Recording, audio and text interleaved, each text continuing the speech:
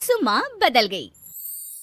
कहानी उस घर की है जहाँ बहू और बेटी को एक माना जाता था, लेकिन फिर अरे शिखा बेटा, तू रसोई में क्यों घुसी रहती है? जा, रोटी मैं बना लूंगी। नहीं नहीं माँ जी, आप बैठिए, बस सारा खाना बन ही गया है। श्वेता को बोल देती हूँ, वो खाना लगा देगी सबका। सॉरी भाभी, मेरे पास वक्त नहीं है। माँ, मुझे पैसे देना, पार्लर जाना है। हाँ हाँ चली जाना, भाभी को भी ले जाना। वो भी जाने को बोल रही थी पार्लर, पर पहले ना मदद कर दे उसके खाना लगाने में। देख माँ, वो बहू है, उसे बहू रहने देना, इतना सर पर मत चढ़ा भाभी को। श्वेता, ज्यादा मत बोला कर। बहू और बेटी में कोई फर्क नहीं होता है। जा जाकर काम कर। ननद को माँ का भाभी से इस तरह प्यार करना बिल्कुल अच्छा नहीं लगता। वो बार बार किसी न किसी तरह माँ को भाभी के खिलाफ भड़काती रहती, लेकिन कोई फायदा ना होता। एक रोज, अरे बेटे किशन, जा बहू को कहीं घुमा कर ला, सारा दिन घर में काम करती रहती है। हाँ हाँ माँ, हम लोग जा रहे हैं ना गोवा। अच्छा जी, भाभी ने तो हमें बताया भी नहीं। वैसे तो सारी पंचायत करती है, ये गोवा वाली बात क्यों छुपा गई हमसे? अरे क्योंकि उसे खुद नहीं पता था बहन। मुझे टिकट सस्ती मिल रही थी तो मैंने बुक कर दिया। हाँ शिखा, पैकिंग कर ले, संडे हम जा रहे हैं गोवा। दोपहर में शिखा पैकिंग कर रही थी कि सास आ जाती है। ये क्या बहू, साड़ियाँ? अरे गोवा जा रही है घूमने या फिर शादी में मायके हैं? माँ जी, ऐसा कुछ है ही नहीं, समझ में नहीं आ रहा क्या रखूं कपड़े में। अरे तेरी और श्वेता की साइज तो एक ही है, उसके कुछ मॉडर्न कपड़े ले ले, आकर लौटा देना। हाँ माँ जी, ये ठीक रहेगा।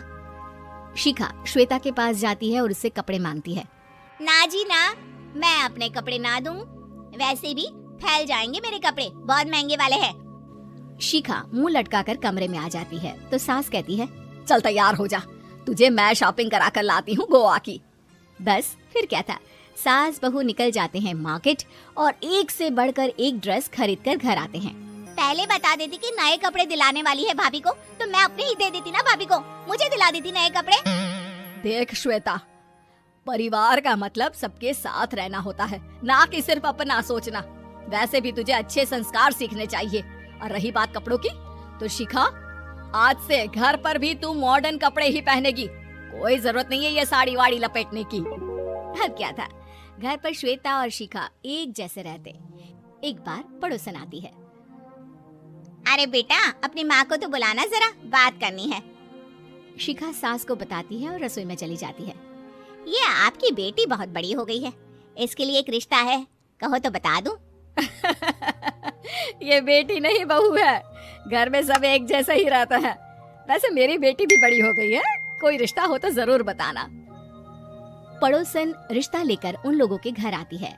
तब श्वेता की होने वाली सास कहती है, तो ये घर है, कितने मंजिल का है? और ये बहू ने आपकी क्या पहन रखा है, जीन्स टॉप? अरे भाई, साड़ी वाड़ी नहीं है क्या इसके पास?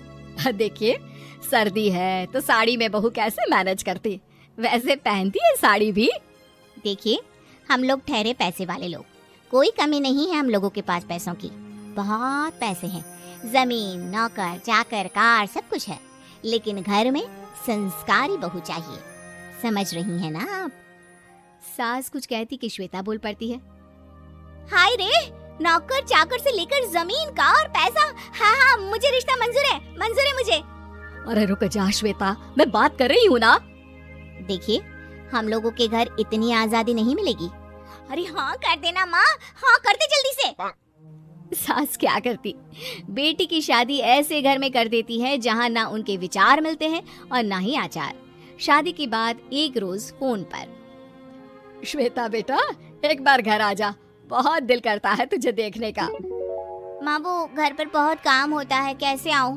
बड़ा घर है, लेकिन आने जाने वालों की लाइन ही लगी रहती है।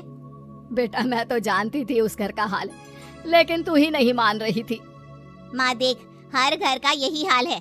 तेरी बेटी को यहाँ घूंघट हटाने की परमिशन नहीं है और एक तरफ भाभी स्कर्ट पहनकर घूम रही है।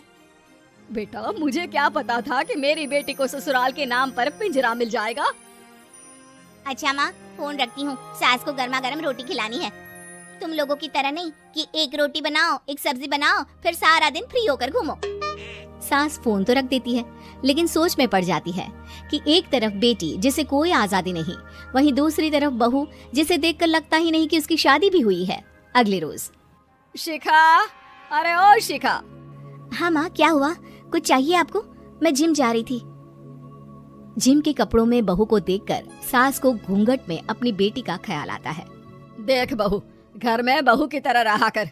इतने टाइट कपड़े पहनकर जिम जाना पसंद नहीं मुझे। जा जाकर रोटी बना। रोटी? माँ, अभी तो शाम के 6 बजे हैं, इस वक्त रोटी? अब क्या मेरे खाने पीने पर भी पहरा है? अरे जब मर्जी तब मैं अपने घर में खा भी नहीं सकती क्या? बहू को अजीब लगता है। वो समझ नहीं पाती कि जो सास कल तक इतनी सपोर्टिव थी, उन्हें अचानक से क्या हो गया। वो किचन में जाती है, गरम रोटी के साथ 2 तरह की सब्जी, रायता, सलाद सब लेकर सास के पास आती है। माँ जी, खाना। इतना सारा खाना? राक्षस समझा है क्या मुझे? रोटी मांगी थी मैंने गर्मा गर्म बस। पर माँ जी, रोटी खाती किससे आप? सब्जी तो बनानी थी ना। अरे भूख मर गई मेरी तेरी बहस से। जा जाकर काम कर, अंदर पूरी रसोई साफ कर। बहू अंदर चली जाती है। थोड़ी देर में श्वेता घर आती है। अरे शिखा, जल्दी से चाय ला, पकवान बना, मेरी बेटी आई है। अरे नहीं नहीं माँ, ड्राइवर बाहर खड़ा है। मैं तो घर का कोई सामान खरीदने के बहाने यहाँ आ गई हूँ, मुझे जाना होगा।